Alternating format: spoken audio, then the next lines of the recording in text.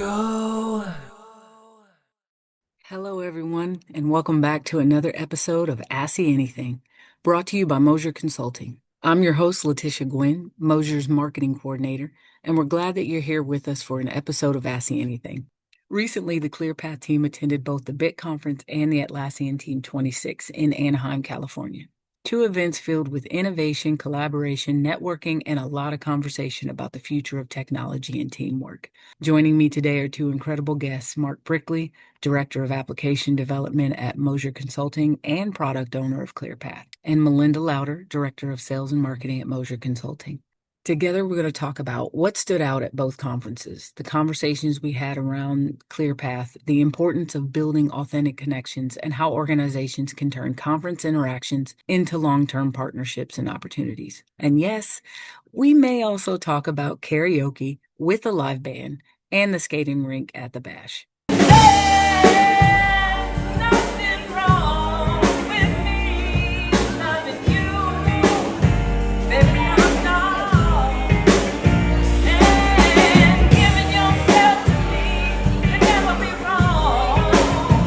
If the love is true, oh baby. I see some of y'all dancing on the skating rink and also trying to keep your balance. Marc, Malinda, welcome to the show.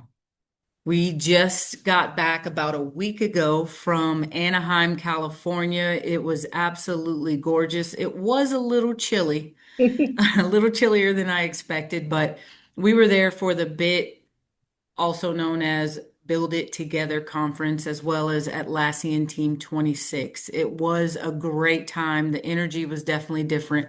But what I wanted to ask you was, what was your overall impression of the BIT and Atlassian Team 26 conference this year? So I felt like Atlassian did a really good job this year of being in tune with the partners and the users into where things are going. They were very forward looking at AI, at how the industry and the market is flexing. I felt like there was a lot of energy this year among attendees. Everybody was participating and active. I just felt like the whole vibe this year was very positive and really like a community gathering. This Atlassian community and the whole ecosystem coming together. And this is the first year, we've been there several years. This is the first year it's really felt like that. Yeah, I definitely agree. What do you think, Marc? The two conferences were definitely geared towards, I'll say, different audiences. So they definitely had different impressions. The big conference, which is what we call it, it's short for Build It Together, is definitely intended to be more of an intimate conference, a tactical conference. Many times you go to them and what they talk about is stuff that's just like an inch deep. It's broad topical items, but the Build It Together conference, I mean, they're trying to help you with your job, giving you real ways, real tactics on how to do it better. And that depth of technical understanding, as well as the smaller group aspect of it, there were about 75 attendees, I believe, overall, definitely gave it a different feel than Atlassian Team. Atlassian Team's also a good conference, nothing against it, but it is a lot of people. And for people in the IT industry who maybe aren't as social and don't like crowds as much, that can be overwhelming. Okay. But I do think team this year was better than last year in some regards. The food, much better. Last year, people were complaining about the food a lot. Atlassian made sure they upped the game there. They took the feedback. Food was much better. And when people, their bellies are full, it's just like your kids. When bellies are full, they're going to be happier and more pleasant to be around. And you can definitely feel that air. Something that I definitely liked with the Atlassian Team Conference that we've seen in each of the 3 years that we've been there is the camaraderie amongst the people who have booths there. You know, we're making friends, we're talking, we're giving tips to help each other out, and we're all in it together. Like we realize that if some of the marketplace apps are successful, that's good, but the more that are successful, the more it's going to benefit all of us because there's going to be more customers of Atlassian who are going to that marketplace searching for solutions because they found success with a few and they realize, you know what, there can be success with more of them. I totally agree. The camaraderie among partners, Moser is a partner of Atlassian, and we're also an app vendor.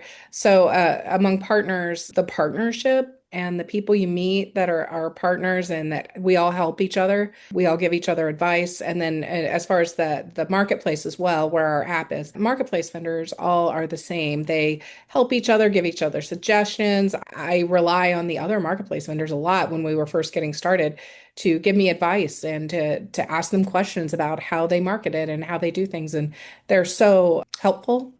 And it's just a real community feeling.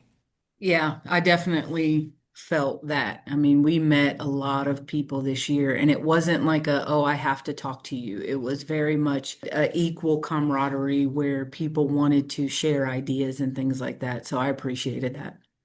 Malinda, from a sales and marketing perspective, why are conferences like these so valuable?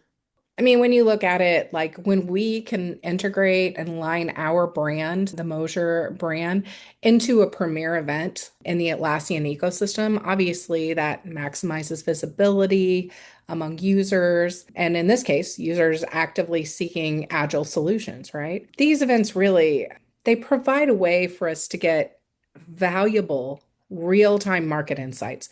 Sometimes we use it to validate our product roadmap, right? We can talk to the people who are actually using agile processes. We can hear in their voice as they do demos or just talk to us their problems, the things they're tripping over in the marketplace, things they'd like to see. We get feedback about our tool, ClearPath, and we compare that against, the needs of these enterprise teams that are there. These are some large enterprise teams using these apps and getting that feedback. There's no other way to get that. We just stand with them face to face. And this type of like concentrated exposure, it just gets us insight into our own tool faster than any other marketing effort could do. And how important is the follow-up after an event like this?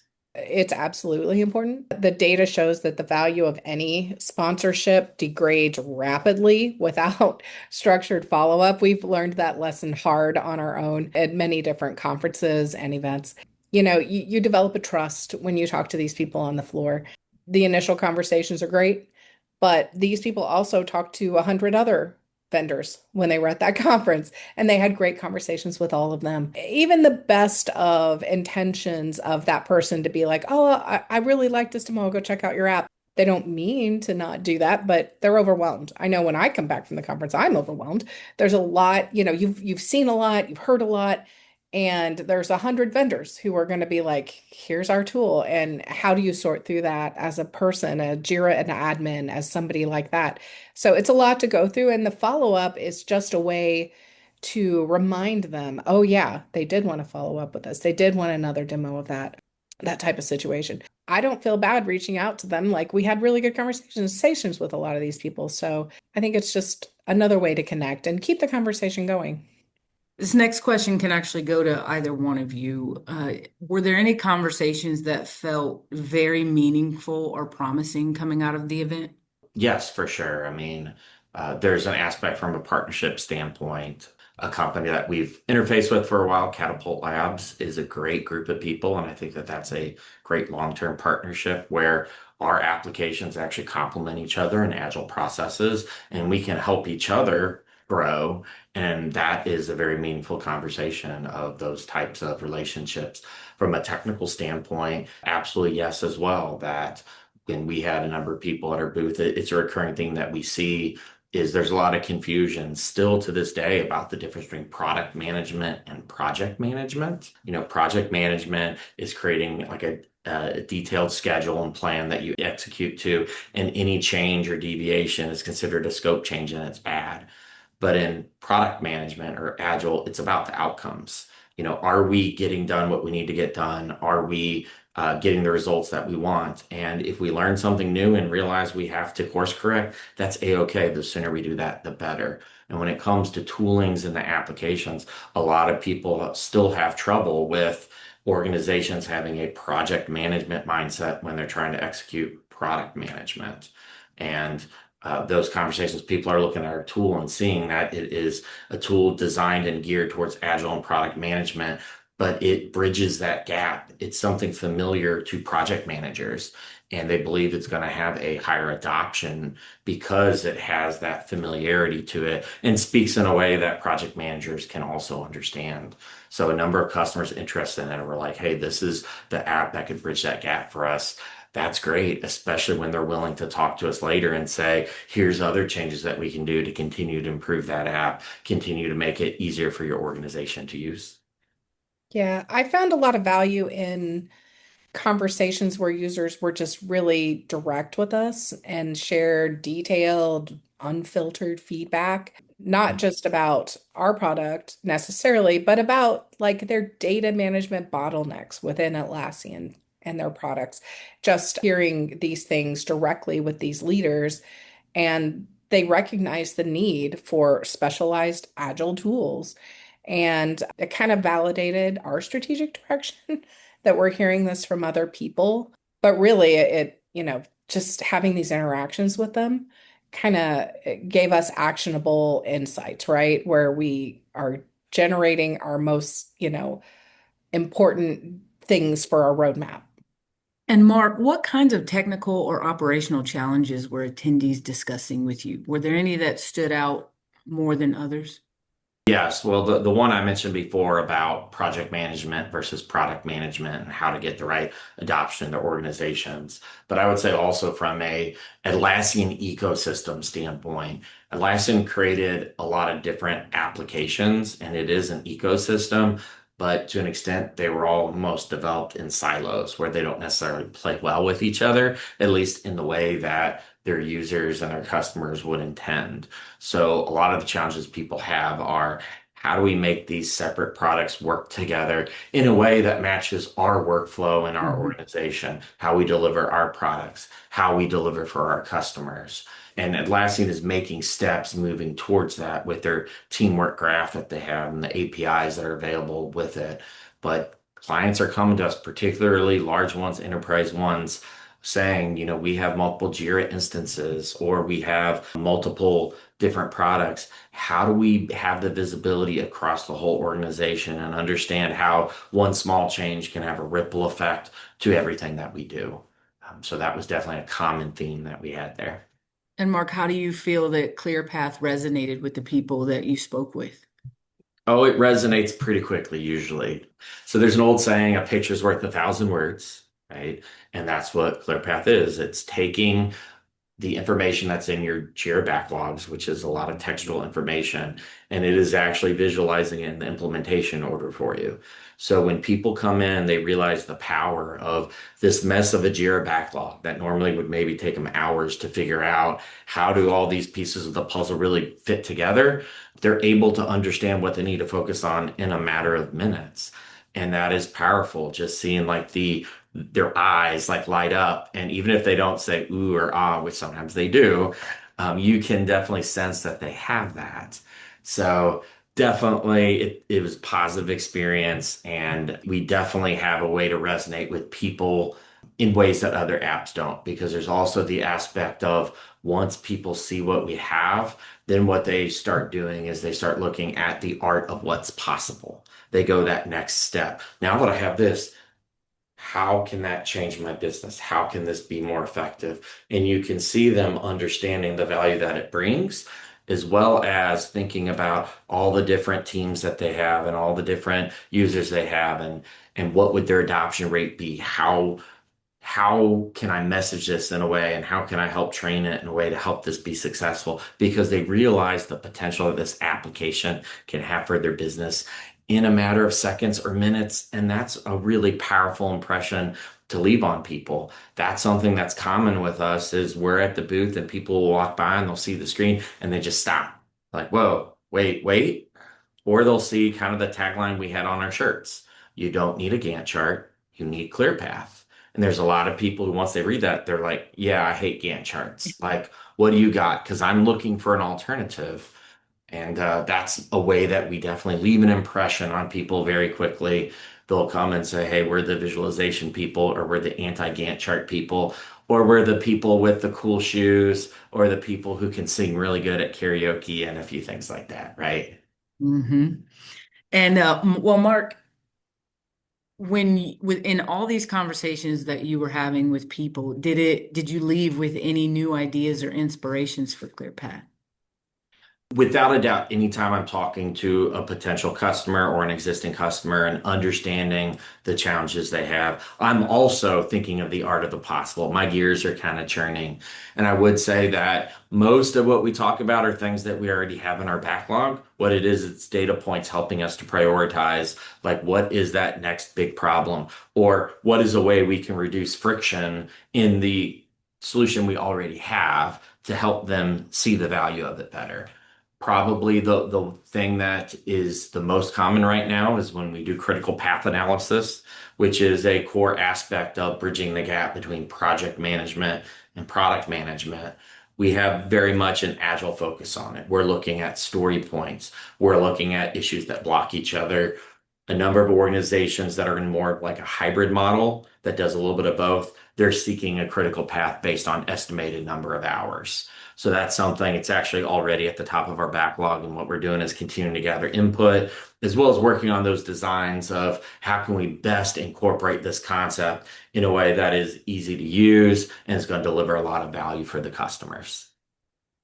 That's awesome. I remember you having that conversation with one of them, and I saw it in your eyes how valuable you thought that was. And so I was curious if you came back and were like, how do we get this in the next iteration, right? Yes, it was actually something that when we prepared for the conference and we looked at the items on our roadmap, we looked at priority, we also looked at cost, we looked at risk. That's something in product you have to look at. And we had a certain time frame of what we could add before the conference. And it was one of the three things we considered, but we felt like the implementation was at a level of difficulty that it would be too much of a risk to try to squeeze in before the conference. So it's already at the top of the backlog. We did add some other tools when it comes to AI integration with Atlassian's Rovo tools, as well as a spotlight feature. That is what we ended up getting into the conference, which a lot of people like that as well. But yeah, I'd like to get that critical path using estimated hours in there. And that's really going to open up the market even wider for us. Thank you. Malinda, how do you turn a short conversation into a long-term conversation? It's hard. Short conversations are short. It's hard to do that. I think that the foundation is laid at these events, right? The foundation of trust, the foundation of knowledge, of understanding. I think that a lot of times it's relationship building that begins to start us down that road, and it takes time. There's no other way to do it but time and contact and networking, really. So what I do is I just be genuine, number one. Like there is no different sales Mark versus Mark. I'm just Mark. And people see that and they recognize that this is my authentic self. And then people resonate with that a little bit more. Also, people don't want to be sold to, but people want to be helped. People are there wanting information, they're seeking help, they have challenges. So if you're there simply to offer help, that resonates with people more and that creates relationships. We have each conference repeat visitors, people who come back every year and they're wanting to see new changes in the app, but also sometimes they're just coming to say hi to us or pick our brain a little bit more. Oftentimes, repeat visitors, they have a new challenge in agile processes. And it's not specifically the app. They're just wanting to kind of pick my brain and say, how did you fix this in your company? Do you have any ideas? One person, he came back a second time this year. Ben, he was a tools administrator in Anaheim, California, and he had a problem. He knew our app wasn't the solution, and I was recommending another companies. I'm like, actually, the booth is right over there. It's AppFire. I know the guy you can go talk to. This is what's going to help you. And when they see that we're not just there to sell our own thing, but we're really there to help people, then that creates a level of trust that builds a long-term relationship. And that's really what I'm about anyway. I know making money is the necessary evil of doing business, but that's not what gets me up every day. What gets me up every day is the ability to use my talents to improve other people's lives. And I'm going to do that whatever way I can. And in the end, I think we have a great product, we have a great team, and we're going to get those sales anyway. Melinda, what do people underestimate about conferences? I think that As far as going, probably underestimate the time involved in pre-conference. If you don't do any pre-conference reach outs, you're missing out. Post-conference, the time and effort involved in post-conference reach outs, those two things are absolutely critical, and you'll put more time into that than you will at being at the conference if you're doing it correctly. I think that those two things are misunderstood about it. The obvious answer would be like costs. Like it costs a lot more than just your sponsorship. And I'm not just talking about travel costs. I mean, there's just costs associated with it. You cost more the first time you go to one of these things than you think it's going to. But between the time and the cost, those type of wrap ups, it's you have to be committed to this conference months ahead of time. You have to prepare for it. You have to send out connections and emails and requests for meetings. And I know for like the partner conference, which is a part of Atlassian Team, it's before Team, you have to have everything together for that. If you want to meet with Atlassian, you have to have that scheduled. I think they book up in January and this conference is in May, the meetings with the Atlassian reps and things like that. So it's all about networking, but it's all about planning. Something that's often underestimated is when you're there in person, it's fun, but it's also a grind. Melinda's talking about the importance of networking, that this is an opportunity to see people face to face, create genuine connections. Like we talked about earlier, it's different than an email, it's different than a phone call. You're there, so make the most of it. Treat it like it's your Super Bowl effectively. Come ready to rock, do the best that you can so that when you walk away, you have no regrets, and then you're going to have success with it. But that grind aspect, those late nights, those mornings where you're like, oh gosh, I just want to sleep some more. You say, nope, let's get some coffee. Let's go rock. My team is counting on me. Yeah, because you're only there for 5 days. Yeah. You can't waste any of it. You can't be like, oh, I'm really tired this morning. I'm going to take the morning off. You can't do that. You're not going to be there next week. You're there now. You got to go do it. Yeah, and I would say that this year there were a lot of new people that had never been to Team. And people come from all over the country, all over the world for Team. I met people from, what was the company that was right next to us? Twin it. Yes, where were they from? They're from Georgia in the former Soviet Union, and they were such nice people. They Salome and were. Nico, really enjoyed talking with them quite a bit. Yep. They were Yes. great. Yeah, they were incredible. But the one thing that I questioned that I got a lot was what advice would you give them as a first-time attendee? I talked to them quite a bit. I talked to them about follow-ups, about that they need to follow up with people, that they need to go to the parties, as many as they can get into, where people are networking after hours, go to all the Atlassian sponsored events. Just you never know who you might meet there or talk to, or just being seen at the events. And then, and then they see you in the expo hall later, and it's just one more touch point. All of those things I kind of talked to them about that and any new vendor. And those were the things that, Then you're going to limit the amount of value that you get from the conference. You want to be able to have people go to the individual sessions so you know what Atlassian's unveiling, or maybe some other company success stories to help you understand the business landscape of how people are using the Atlassian products, as well as the brain dates that they have. It's an opportunity to, some of them are just social, some of them are truly problem solving, but get introductions more on a smaller individual scale with people who could be those long-term relationships that we talked about before. So those are definitely a few recommendations there. I had another one in my head, but unfortunately there's lots of things bouncing in and out, so I think I already forgot it. Those are a few right there.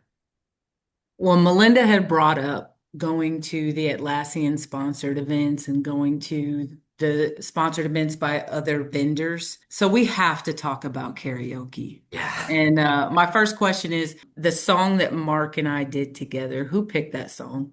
Oh, that was me, and there was a reason behind it. So, Siebert Media, they had sponsored an event at the House of Blues. Didn't know it was karaoke. We just went in. I'll say it was a great event. Really enjoyed it quite a bit. So I want to thank Siebert there. But there was a band that was playing up there, and I was going up to get a drink, and they started playing a song, Tiny Dancer by Elton John. And I admit I was sitting there, I'm like, I should go up there and push the singer off the stage and just start singing. because that song has very sentimental meaning and value to me. So I am a girl dad. I have three daughters, and something that I've done with all of them is I sing them songs at night to help them fall asleep. But I didn't grow up knowing any kid songs. So what I used to sing to them was U2 and Bruce Springsteen and Elton John and Pearl Jam, like the stuff that I knew. So the song Tiny Dancer by Elton John was actually the first song I ever sang to my oldest daughter after she was born, rocking her in the hospital. Then when I found out it was turning into karaoke, I'm like, well, crud. Now I got to think of a different song. So I was looking at the list of songs that the band had that they knew. And Tish and I are both Chris Stapleton fans. So she was trying to get me to sing Tennessee Whiskey with her, which I love, but that's a song that's a lot harder to hide my horrible voice with. So I felt like I couldn't sing that one. So what I ended up going with was my middle daughter, Amelia. The song that she always loved that I sang to her a lot was Free Fallin' by Tom Petty. And I'm like, okay, this is maybe one that I can do, but I've never done karaoke in public before. There's a lot of things I do in public, silly things, but singing's not one of them. So I'm And like, that's with a okay. live band. We It had a was with the live live band. band too, yes. But one of the things, my part of my life philosophy is, and this is something that when I talked at the Atlassian Builder Summit, I did the keynote in Agile, and I kind of talked about myself, is a philosophy that I have in life comes from the author Henry David Thoreau, who wrote in his novel On Walden Pond. He viewed life as just but a collection of individual moments, and to live life to the fullest, what you really need to do is be intentional in every one of those moments to make it meaningful and memorable for yourself and the others that you're with. So I was sitting there, I'm like, okay, we spent a lot of money here. We're having a good time. The hosts have a great party. It is karaoke. Tish has already been brave enough to go up and sing. I'm like, okay, I'll do this, but Tish, I need you to be my emotional support friend here. Will you go up there with me and let's do some free falling? So it was a very memorable experience for me. I have to admit, watching the video afterwards gave me vibes of when Peyton Manning went up and sang with Kenny Chesney in a polo and shorts. And I'm just like, yeah, maybe I didn't do as good as I remembered, but that's okay. I was so proud of you. There is nothing scarier than getting up with a microphone in front of a bunch of people you do not know, and And a lot of times when Melinda's there recording you, so I'm sitting there with the camera on you. So that's a little stress. you don't know if these people are going to support you, but the beautiful thing is they all did. We had an absolute fantastic time that night. And we made, people remembered us just from singing that night, and it was fun. If Correct you've that. never seen the live band karaoke, it's really cool when the It is band awesome. plays with the person. It's just a different experience. Yeah. Yeah. Mark, I want to share with you a piece of advice, a life philosophy that my wife and I included in the program during our wedding. Under the hymns that have been chosen for the ceremony, we had a line that was kind of like double spaced out and bolded, special note. Singing loud is a perfectly acceptable substitute for singing well. Yes. With like for karaoke, like it's nice, like, oh, it can be surprising. Oh, that person's got a nice voice. That's not what I'm looking for in karaoke. What I'm looking for in karaoke is commitment. I'm Yeah. looking for commitment. Dedication. Yeah. Yes, or something. I was looking at a number of other songs, something that people would sing along to, and maybe if the band was loud enough, it could drown out my voice a little bit. I'm a big fan of Mr. Brightside by the Killers, but as we were looking at them, somebody else performed that. So then I'm like, okay, how can we get other people up on stage? I was trying to get Malinda, Tish, Matt, Chris Feniger, who's with us. Let's go up there and do like a Jackson 5 song, so like we can be doing the little coordinated dancing and that, and they shut that down. Another group, I'm like, let's do the Backstreet Boys, I Want It That Way, because everybody's going to sing along to that. But unfortunately, I couldn't get anybody else up. Tish, appreciate you. I told you I'd go Anytime. up for I have friends in low places, but nobody Oh, for that one. For future reference, anytime you ask me, hey Brian, do you want to go up and sing? I will be saying yes before you get to the title of the song because I do not care what it is. If I don't even know it, it's karaoke. The words will be somewhere, and I'll figure it out when I'm up there. Right? And we did. We figured it out while we were up there. And the great thing is because it was a live band, one of the guys, if you got lost or couldn't get the words right, he would get you back on track. yeah. And so it was awesome. It was great. So Yeah, one they other did. thing I want to talk about was they had the bash at the end of it. And I don't know how they could have made it better. It was absolutely phenomenal. They had a dance area. They had a skating rink. They had an area where you could go and get glammed up, right? And it was just so much fun. And then on the outside, they had food trucks and all different types of food. It was absolutely spectacular. But I have to ask you, Malinda, did you expect to see your marketing coordinator come around the corner just so smoothly and just stop at a dime right in front of your face? Did you think that that was going to happen?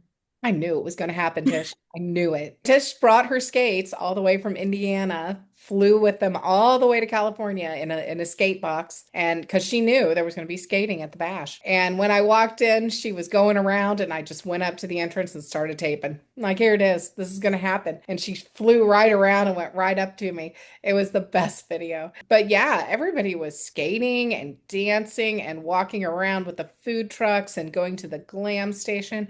They literally, when it was about to end, I said, there's no way they're going to end this. They're going to extend it because everybody is having a good time, right? They can't. It was supposed to end at what, 8 p.m. And I mean, the party was just going on. And I went, they can't end it. But they did. They stopped the music. They made everybody get off the skate floor, take their skates off. And then everybody just, nobody left. We all just kind of were still talking and everybody was having a good time. So they came through and pushed us out into the entryway in front of the building. And so then everybody just stood there and was talking, and the weather was beautiful. And then in about 20, 30 minutes, they came and pushed us out of that area and Yeah, made they us did. go further. Like, I'm like, they had such a successful event, such a successful idea. They fixed everything from the year before, I'm not going to talk about the bash from the year before, but it had problems. The problem was not the entertainment. That was good that year, but it had food problems and had some other problems. But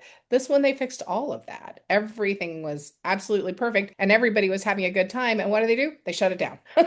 Yep, they Yeah, said you don't have to go home, but you got to get out of here. Yeah. yeah. Yeah. And so But do we. yeah, and a lot of people went on, I mean, went to the bars and continued good conversations and good networking and all of those things. But I don't know how they could have done it better.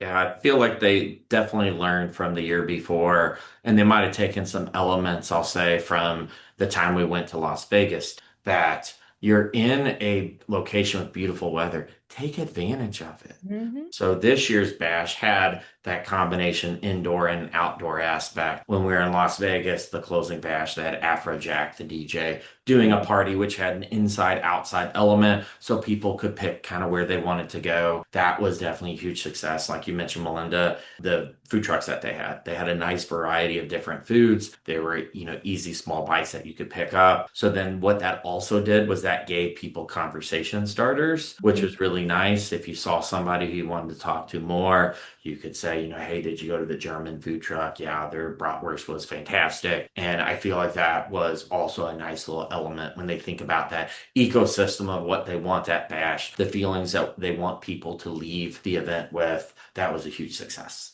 I will also say that while things were occurring, Melinda wasn't necessarily live streaming it, but I was getting fairly timely updates from, oh, here's Tish, the aforementioned slide into frame, stop on the skates. And I'm like, oh my gosh, that's my favorite thing ever. A few minutes later, there's Tish on the live band karaoke stage singing Let's Get It On. Like, oh, never mind. Here's my New new favorite. favorite thing ever. Immediately followed a few minutes later by Tish and Mark up singing. I'm like, oh gosh, a new favorite thing.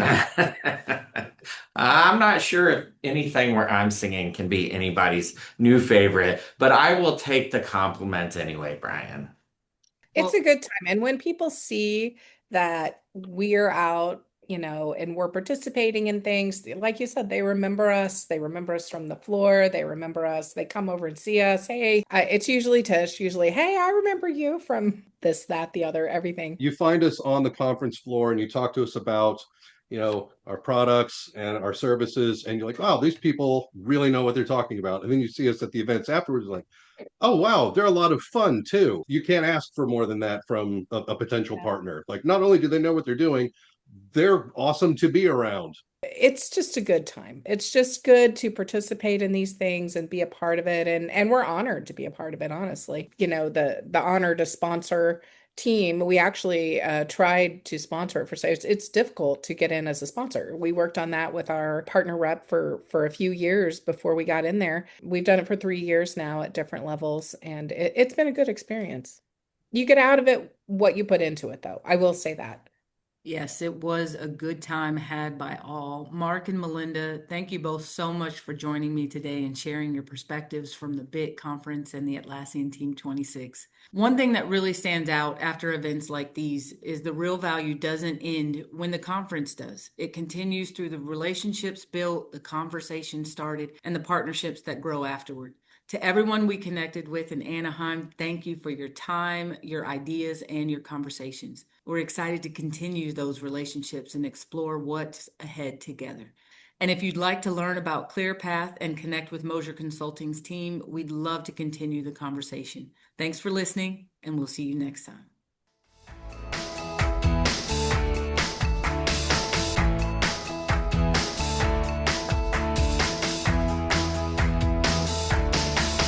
Go.